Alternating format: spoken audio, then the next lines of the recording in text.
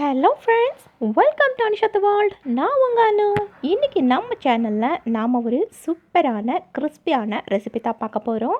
இது வாழைக்காய் சிப்ஸ். பொதுவாகவே நேந்திரங்காயில் தான் சிப்ஸ் போடணும் அப்படின்னு எந்த வரைமுறையும் இல்லை.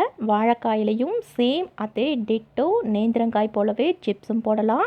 இந்த முறுமுறுப்பான சிப்ஸ் ஒன்ஸ் கண்டிப்பாக நீங்கள் செய்யுங்க, உங்களுக்கு எல்லாருக்குமே கண்டிப்பாக பிடிக்கும்.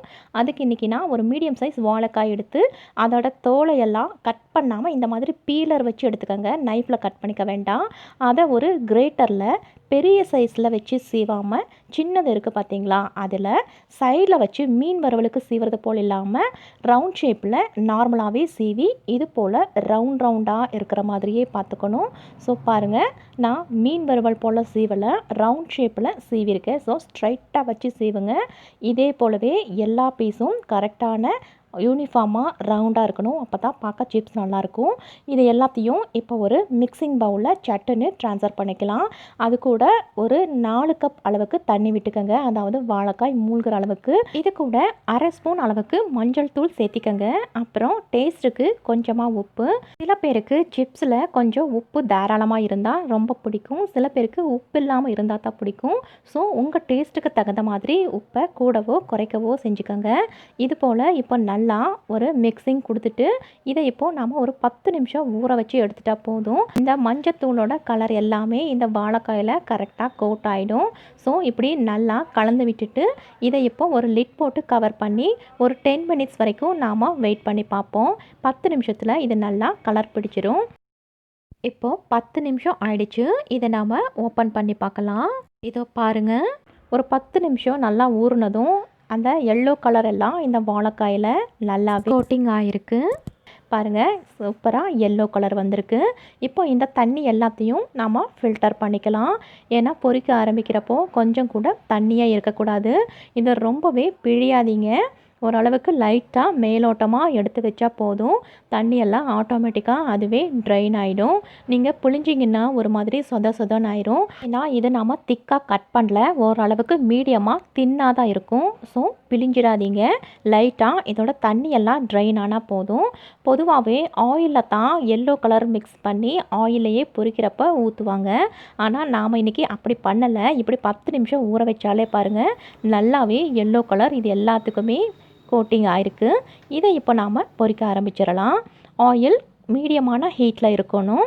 இப்போ இதை 1 பை 1 நாம் போட்டு பொரிக்க ஆரம்பிச்சிடலாம். ரொம்ப ஹீட்டாக இருந்தால் இதோட கலரும் சேஞ்ச் ஆகிடும். அதே மாதிரி லோ ஃப்ளேமில் வச்சாலும் ஒரு மாதிரி ஆயில் குடித்த மாதிரி சொதன்னு ஆயிரும்.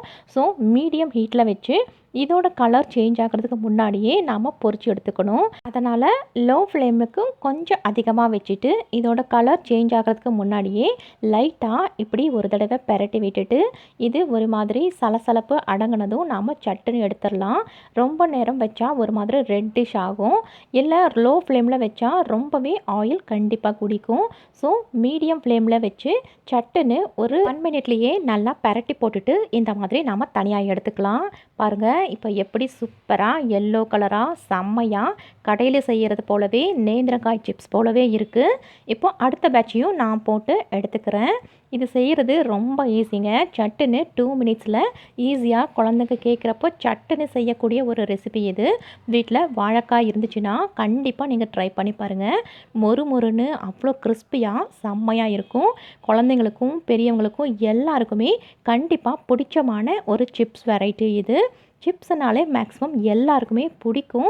ஒரு சிப்ஸ் சாப்பிட ஆரம்பித்தாலே கண்டினியூஸாக இதோட டேஸ்ட்னால் கண்டினியூஸாக அடுத்தடுத்து சாப்பிட்டுக்கிட்டே இருப்போம். அந்த அளவுக்கு இந்த சிப்ஸ் அவ்வளோ செம்மையாக கிறிஸ்பியாக சூப்பராக இருக்கும்.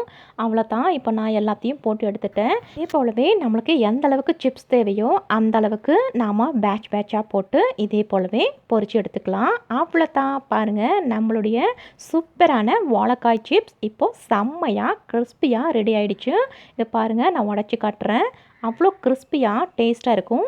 டாப்பிங்க்கு இது கூட நாம் சாட் மசாலா மேலே ஆட் பண்ணிக்கலாம். இல்லைன்னா நீங்கள் ப்ளைனாக இப்படியே கூட சாப்பிட்லாம், செம்மையாக இருக்கும். அகெயின் இதே போல் இன்னொரு ரெசிபியில் உங்களை எல்லாம் மீட் பண்ணுறேன். அதுக்கு முன்னாடி இந்த சேனலை பார்த்துட்ருக்கிற ஃப்ரெண்ட்ஸ், நம்மளுடைய சேனலை இன்னும் சப்ஸ்கிரைப் பண்ணலைன்னா ஸோ ப்ளீஸ் கீழே இருக்கிற சப்ஸ்கிரைப் பட்டனை ப்ரெஸ் பண்ணிவிட்டு கூடவே அந்த பெல் பட்டனும் ப்ரெஸ் பண்ணிவிடுங்க.